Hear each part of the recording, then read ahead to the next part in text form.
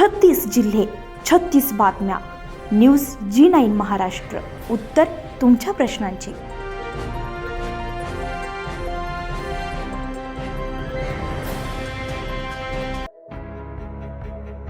भारताचा 76वा प्रजासत्ताक दिन लोहगाव आणि भिलवाडी येथील जिल्हा परिषद शाळांमध्ये तसेच लोहगाव ग्रामपंचायत आणि सोसायटी येथे मोठ्या उत्साहात आणि देशभक्तीच्या वातावरणामध्ये साजरा करण्यात आला. या कार्यक्रमाचे प्रमुख पाहुणे म्हणून PSI पदावरून सेवानिवृत्त झालेले अप्पासाहेब मनगटे उपस्थित होते. यावेळी लोहगावच्या वतीने त्यांचा जाहीर सत्कार करण्यात आला. हा सत्कार लोहगावचे उपसरपंच शिवाजी देविदास पाटील मनगटे यांच्या हस्ते करण्यात आलाय.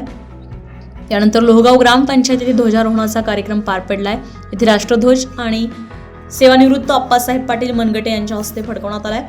तसेच लोहगाव येथील सोसायटी येथे ध्वजारोहण नुकतेच निवड झालेल्या रोशन गजानन मनगटे यांच्या शुभ हस्ते करण्यात आलाय. या प्रसंगी नागरिकांनी मोठ्या संख्येने उपस्थिती लावली आहे. लोहगाव आणि भिलवाडी येथील जिल्हा परिषद शाळांमध्येही ध्वजारोहण करून प्रजासत्ताक दिन साजरा करण्यात आला. यानंतर विद्यार्थ्यांचे भव्य सांस्कृतिक कार्यक्रम आयोजित करण्यात आलेला होता. विद्यार्थ्यांनी देशभक्तीपर गीते, नृत्य, भाषणे, समूहगीत आणि लघुनाट्य सादर करून उपस्थितांची मनं जिंकली आहे.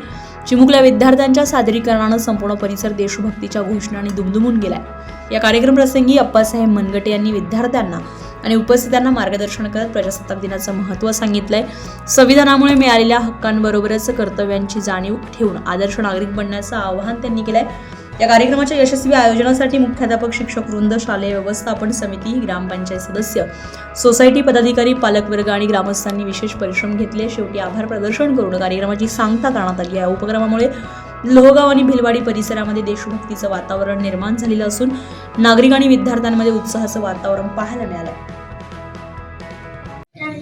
आज मी तुम्हाला शब्द सांगत आहे ते तुम्ही शांतपणे ऐकून घ्या, ही माझी नम्र विनंती. शिवाजी महाराजांचा जन्म शिवनेरी किल्ल्यावर 1630 मध्ये झाला.